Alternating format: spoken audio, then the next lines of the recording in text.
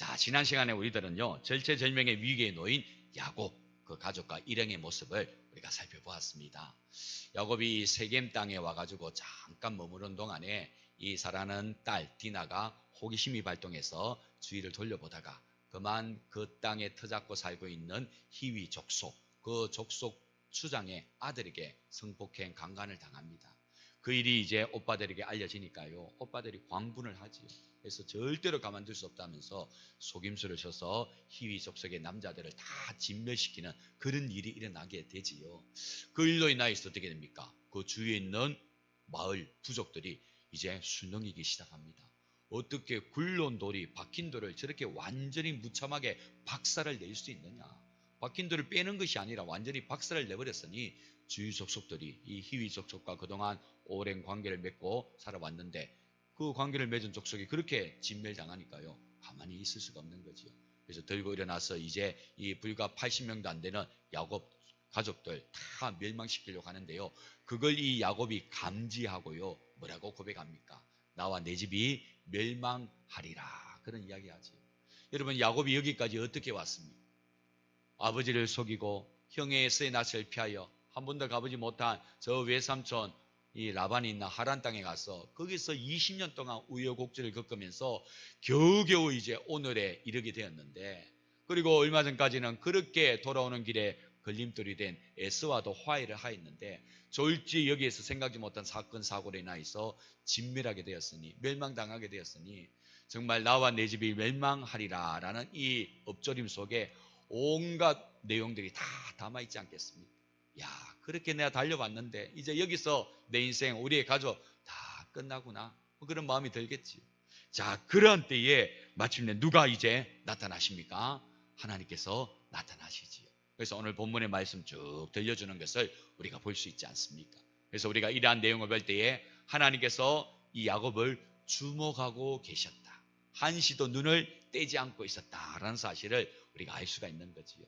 이런 기가 막힌 타이밍에, 늦지도 않고 빠르지도 않는 이 타이밍에 다 하나님께서 나타나셔가지고 야곱에게 베들로 올라가라 지시하는 것을 우리가 볼 때에 하나님은 야곱을 늘 주목하고 계셨다, 한시도 눈을 떼지 않고 있었다라는 사실을 우리가 알 수가 있는 겁니다. 자, 그렇다면 성도 여러분, 왜 하나님께서는 야곱을 이토록 주목하고 계셨던 것일까요? 뭐 때문인 것 같습니까? 왜 하나님은 야곱에게서 눈을 떼지 않았을까요? 그 이유는요, 이 야곱이 하나님과 약속, 언약을 맺은 언약 백성이 되었기 때문입니다. 하나님과 약속을 맺은 언약 백성이 되었기 때문에 약속의 신실하신 하나님께서 이 야곱을 눈에서 뗄 수가 없는 거지요. 자, 어떤 약속 맺었는가? 우리 한번 볼까요? 우리 창세기 28장 11절부터 15절까지 나오는데요, 우리 자막에도 나오고 가능하면 성경도 한번 찾아보십시오. 28장 11절에서 15절 굉장히 중요한 구절이고 또 중요한 말씀이 나오는데 여러분 한번 체크도 하시면 좋을 것 같습니다. 자, 28장 11절부터 15절까지의 말씀 우리 한 절씩 한번 읽습니다. 한 곳에 이르러는 해가 진지라 거기서 유숙하려고 그곳에 한 돌을 가져다가 베개로 삼고 거기 누워 자더니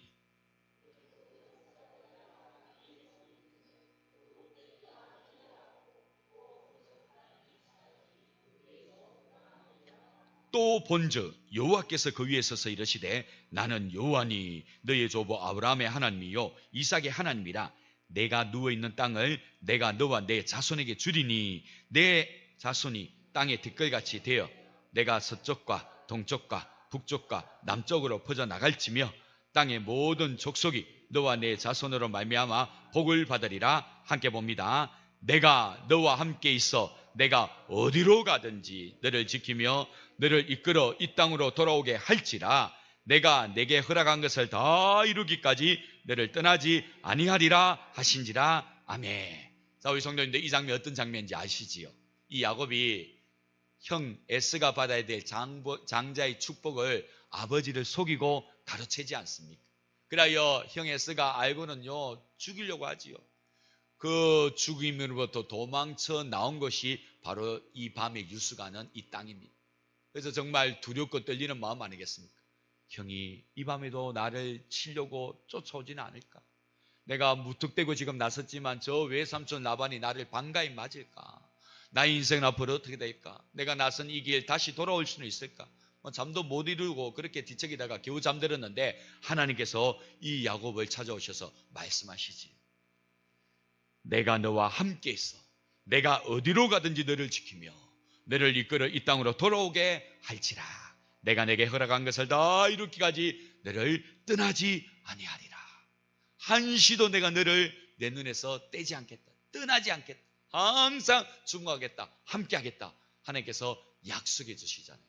이때부터 야곱은요, 하나님과 약속을 맺은 언약 백성이 된 겁니다. 그래야 야곱 이때 이후의 삶을 보십시오. 하나님께서 그때그때마다 다 도와주시고 힘이 되어주시고 피할 길을 열어주시고 은혜를 부어주는 걸 우리가 볼 수 있지 않습니까? 하나님과 언약을 맺은 언약 백성이 되었기 때문에 하나님께서 눈을 떼지 않고 다 주목하고 있는 것입니다. 자, 성도 여러분, 이렇게 하나님과 언약을 맺은 언약 백성이 되면요, 우리 하나님 절대로 한눈 떼시지 않고 주목하시면서 보살펴 주십니다. 자, 그렇다면 우리는 하나님과 언약을 맺은 언약 백성입니까? 아닙니까? 예, 우리는요, 하나님의 아들 예수 그리스도 안에서 하나님과 언약을 맺은 언약 백성입니다. 우리가 잘 아는 요한복음 1장 12절 말씀에 영접하는 자, 곧 그 이름을 믿는 자들에게는 하나님의 자녀가 되는 권세를 주셨으니 그렇게 말씀하지요. 또 로마서 8장 15절 말씀에도 보면요, 우리가 하나님을 아바 아버지라고 부를 수 있는 양자의 영을 받았다라고 이야기합니다. 그 정도로 우리는요, 하나님과 이제는 뗄래야 뗄 수 없는 예수 그리스도 안에서 하나님의 자녀가 된, 아들이 된, 딸이 된 그런 언약 백성이 되었다라는 사실입니다. 야곱과 언약을 맺은 언약 백성이 된 야곱, 하나님이 떠나지 않고 늘 주목하고 그 인생 가운데 함께 해주시듯이 예수 그리스도를 통하여 하나님의 자녀가 된 언약 백성이 된 우리 또한 하나님께서는요, 절대로 한눈 떼시지 아니하시고 주목하시며 우리 인생을 선하게 은혜 가운데로 인도해 가실 줄로 믿습니다. 그래서 우리는 이 사실을 기억해야 됩니다. 야곱 이 기가 막히는 타이밍에 하나님이 짠 하고 나타나셔가지고 야곱을 이 위기로부터, 절체절명의 그 순간으로부터 건져내어 주시네. 언약 백성 때문에 그렇구나. 우리도 예수 안에서 하나님과 자녀가 된 언약 백성 아니냐. 우리의 삶 가운데도 하나님께서는 멋지게 우리의 삶 가운데 개입하시고 간섭하셔서 우리의 삶을 인도해 가실 것이다. 우리는 믿음을 가져야 될 줄로 믿습니다. 자, 이렇게 하나님께서요, 언약 백성 된 야곱의 인생 가운데 기가 막히게 개입하셔서 오늘 말씀을 들려주십니다. 자, 어떤 말씀 들려주는가? 우리 1절 말씀만 다시 한번 볼까요? 1절 말씀. 하나님이 야곱에게 이르시되 일어나 베델로 올라가서 거기 거주하며 내가 내 형 에사의 낯을 피하여 도망하던 때에 내게 나타났던 하나님께 거기서 제단을 쌓으라 하신지라. 아멘. 자, 여기 보시면 하나님께서 어디로 올라가라고 하십니까? 베델로 올라가서 거기에 거주하라고 하십니다. 베델이 다른 지형보다 좀 지형이 높습니다. 그래서 올라가라라는 표현이 있었는데요, 베델만 높은 고지대인가? 그렇지는 않답니다. 다른 지역들도 고지대가 꽤 있습니다. 자, 그러면 하나님께서는 왜 구태여 베델로 올라가라고 했을까요? 왜 다른 지명 언급하지 않고 굳이 베델로 올라가라고 하였을까?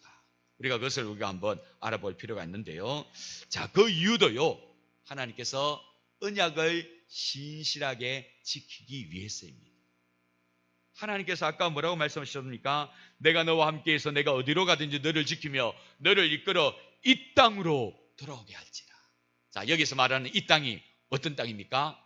베델입니다.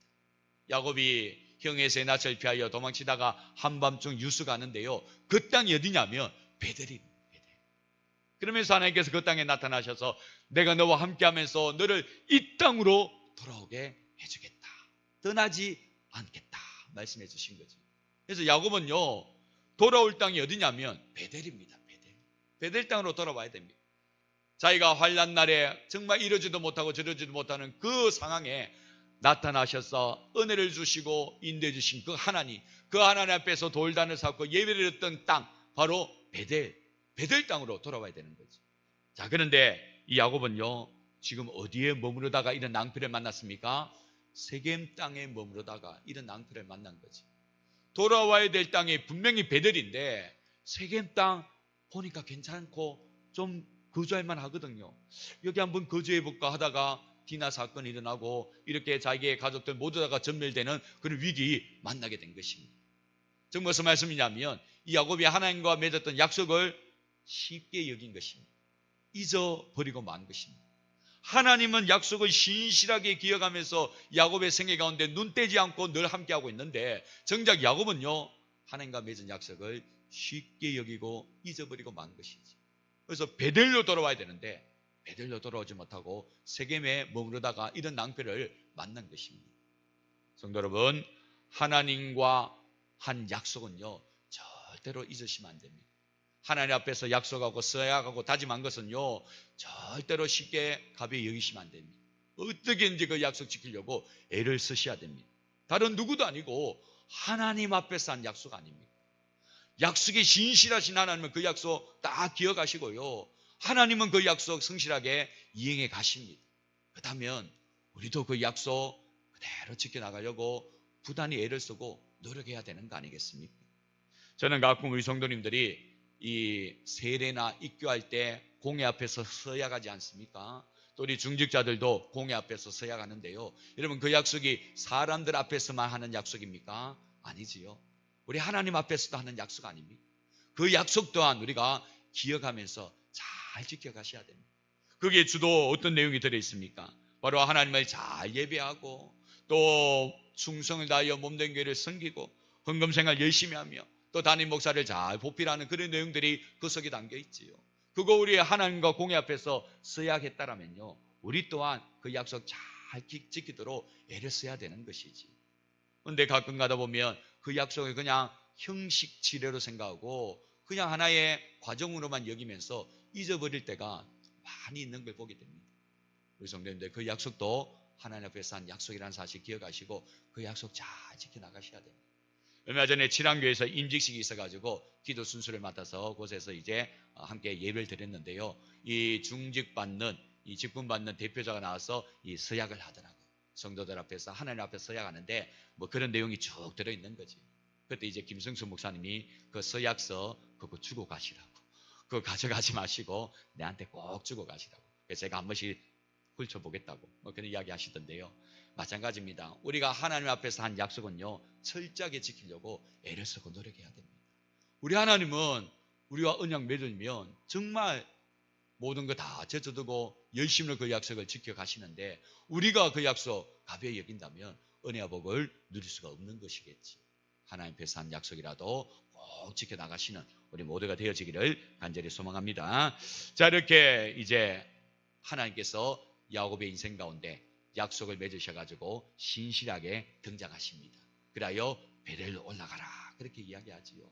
약속의 땅으로, 네가 돌아갈 땅이 베델이니까 베델로 와서 거기에 거주하라, 베델로 올라가라 이야기합니다. 그 말을 듣고 이제 야곱과 일행들이 베델로 올라가려고 합니다. 자, 지난 시간에도 말씀드린 것처럼 자칫 잘못하면요, 주위 족속들에게 사고치고 도망가는 꼴이 되어버릴 수도 있습니다. 그러면 주위 족속들의 심기를 더 건드리는 그런 상황이 되고 말지요. 그런데도 불구하고 야곱은 모든 거 하나님께 맡기고 하나님께서 환난 날에 나이가 찾아오셔서 나에게 구원의 길을 열어주시는 것처럼 이번에도 하나님 나타나셨기에 구원해 주실 것을 믿고 하나님을 의지하면서 이제 길을 나서게 됩니다. 자, 베델로 올라가서 뭐 해야 됩니까? 뭐 하라고 하십니까? 하나님께서 제단을 쌓으라고 하지요. 여러분, 제단을 쌓는 말이 뭐라는 뜻입니까? 하나님을 예배하라, 하나님께 제사 드리라, 그런 뜻이지요. 하나님을 예배하러 베델로 오라고 합니다. 그래서 이제 그 말씀을 믿고 이제 발걸음을 옮기게 되는데요, 야곱이 가만히 보니까요, 하나님, 거룩하신 하나님께 예배하려고 하니까요, 지금 자신의 일행들의 모습 보니까 도저히 예배에 합당한 모습이 아닙니다. 자, 우리 다 같이 오늘 본문 2절 말씀 한번 볼까요? 본문 2절 말씀 다 같이 읽습니다. 야곱이 이에 자기 집안 사람과 자기와 함께한 모든 자에게 이르되 너희 중에 있는 이방 신상들을 버리고 자신을 정결하게 하고 너희들의 의복을 바꾸어 입어라. 아멘. 자, 여기 보시면요, 야곱의 집안 사람들, 자신과 함께한 모든 일행들 보면요, 지금 무엇을 가지고 있다는 것입니까? 이방 신상, 우상을 가지고 있다는 겁니다. 또 자신의 삶이 정결하지 않다는 거지요. 나아가서 의복조차도 하나님을 예배하는 그런 의복이 아니란 거죠. 세상적이라는 것입니다. 자, 이런 모습이 하나님 앞에 예배에 합당한 모습인가? 아니란 것을 이 야곱이 알고요, 다 바꾸라고 하지. 자, 여기서 중요한 거, 야곱이 이러한 상황을 여러분 알았을까요? 몰랐을까요? 야곱이 자신과 함께하는 가족들, 일행들 지금 이런 모습이라는 거, 하나님 앞에서 합당하지 못한 이탈된 모습이라는 거 일찍부터 알았을까요? 몰랐을까요? 알았습니다. 알았습니다. 알았으니까 지금 하나님 앞에 예배하러 나가는데 이거 아니다, 바꿔야 된다라고 하는 거 아니겠습니까? 자, 그렇다면 알았음에도 불구하고 왜 야곱이 일찍 제지를 하지 않고 주의를 주지 않은 것입니까? 왜 그런 것 같습니까? 지금 오늘 야곱이 만난 이 절체절명의 위기가 어쩌면요, 이런 것이 쌓여가지고 지금 이런 상황이 오게 되었다라고 해도 과언이 아닙니다. 왜 야곱은 하나님 앞에서 올바르지 못한 모습을 알았음에도 왜 제지를 하지 않고 왜 주의를 주지 않았느냐? 저는 한 주간 말씀 묵상하면서요, 이 대목이 다 와닿았습니다. 이 대목이 다 와닿으면서 지금 우리의 교회와 그리고 저의 모습이 다 오버랩되면서요, 지금 우리 교회의 이런 여러 가지 모습들, 또 나의 모습이 바로 지금 이 모습하고 똑같은 상황 아닌가? 야곱이 알았음에도 불구하고 제지하지 않고 주의를 주지 않은 이유 무엇일까? 그래서 참고도서를 찾아보고 주석 찾아보니까요, 크게 두 가지 이유가 나옵니다. 하나는요, 가족들과 함께 동행하는 자들과 얼굴 붉히기 싫어서 그렇습니다. 그들과의 관계가 냉랭해질까봐 얼굴 붉기 싫어가지고 분명히 잘못된 거 아는데도 그거 그냥 덮어둔 것이지. 그리고 또 하나는 그러다 보니까 야곱 자신도 온전치 못한 것입니다. 그래서 자기도 온전치 못한데 뭐라고 이야기할 수 있느냐, 뭐 거기에 이제 빠져가지고 이런 말도 못하게 된 것이지. 저는 이 대목을 보면서요, 먼저 제가 크게 회개를 했습니다. 하나님, 영적 지도자로 제가 도등기에 세워져 있는데 제가 이 부분을 알면서도 넘어간 적이 참 많습니다. 우리 성도님들 분명히 이게 아닌데 아니라고 해야 되는데 뭐 좋은 게 좋은 거라고 얼굴 붉힐까봐 또 관계가 냉랭해질까봐 싫은 소리 못하고 넘어간 적이 참 많은데, 그러다 보니까 저도 같이 바로 서지 못한 그런 모습이 있어서 말도 못하는 그런 꼴이 되어버렸습니다. 하나님 용서해 주옵소서. 한 주 동안 내내 이 말씀이 묵상이 되면서 회개가 절로 나오더라고요. 그러면서 이런 식으로 계속 간다면 결국 야곱이 절체절명의 위기를 만나는 것처럼 우리 성도들이, 우리 교회가 이런 위기를 만날 수밖에 없겠구나. 그 지경까지 가지 않게 하기 위해서라도 바로 써야 되겠고 바로 인도해야 되겠다, 그런 생각을 갖게 되고 기도하는 시간을 갖고 돌아왔습니다. 그렇습니다. 성도 여러분, 바로 써야 됩니다. 하나님 앞에서 잘못된 거 바로 써야 되고, 또 잘못된 거 회개해야 되고, 또 지시받았다면 오늘 이들이 야곱의 지시를 받고 다 그거 여러분 얼마나 귀합니까? 건부치, 연부치, 장신구 다 묻어두고 하나님께 예배로 올라가는 모습 볼 수 있지. 결단을 하고 잘못된 거 바로 고쳐야 되지. 그래서 그러한 모습으로 우리 교회가 다시 거듭나야 되고 새롭게 세워져야 될 줄도 믿습니다. 그래서 제가 혹 이전까지 잘못된 모습이 있다면 용서해 주시고 이제부터라도 이제는 우리 성도님들을 제대로 바로 그렇게 세워가려고 다시 한번 노력하고 기도하고 나아가도록 하겠습니다. 우리 성도님들 좀 잘 따라와 주시고 함께 주의 교회를 잘 세우고 또 하나님께서 기뻐하시는 그런 언약 백성 되어지는 우리가 되어야 될 줄로 믿습니다. 자, 이렇게 야곱이 이제 결단하고요, 다 우상들 잘못된 거 다 바꾸고 이제 베델로 올라갑니다. 그곳에서 드디어 이제 하나님을 예배드리지. 주의 족속들이 가만두지 않을 것 같았는데 그런 일 절대 없습니다. 너무너무 신기하지요. 기적 같은 그 날들을 보내면서 베델에 와서 이제 하나님을 예배하게 됩니다. 자, 우리 그 장면 한번 볼까요? 7절 말씀 우리 다 같이 한 목소리로 읽겠습니다. 그가 거기서 제단을 쌓고 그것을 엘베델이라 불렀으니 이는 그의 형의 낯을 피할 때에 하나님이 거기서 그에게 나타나셨음이더라. 아멘. 여기 보면 이제 베델의 이름을 다시 새롭게 바꿉니다. 엘베델이라고. 이런 베델의 뜻이 뭡니까? 하나님의 집. 그죠? 엘 뜻은 뭡니까? 하나님. 그래서 하나님께서 거하시는 하나님의 집이라는 뜻으로 엘베델이라고 이름을 다시 명명하는 것을 볼 수가 있지요. 자, 이때부터 이제 야곱과 그 일행들의 삶이 완전히 180도 달라집니다. 자, 그 내용이 이제 9절부터 나오는데요. 9절부터 보시면요. 9절만 한번 볼게요. 야곱이 바단 아라임에서 돌아오매 하나님이 다시 야곱에게 나타나서 그에게 복을 주시고 10절에 보면 그 이름을 이스라엘로 바꾸시고 11절에는 생육하며 번성하라 명령하시며 너의 후대가 이렇게 창대할 것이다 이야기해 주시고 쭉쭉 하나님께서 축복을 이야기하는 것을 우리가 볼 수가 있지. 놀랍지 않습니까? 뭐가 달라진 것입니까? 예배가 달라졌습니다.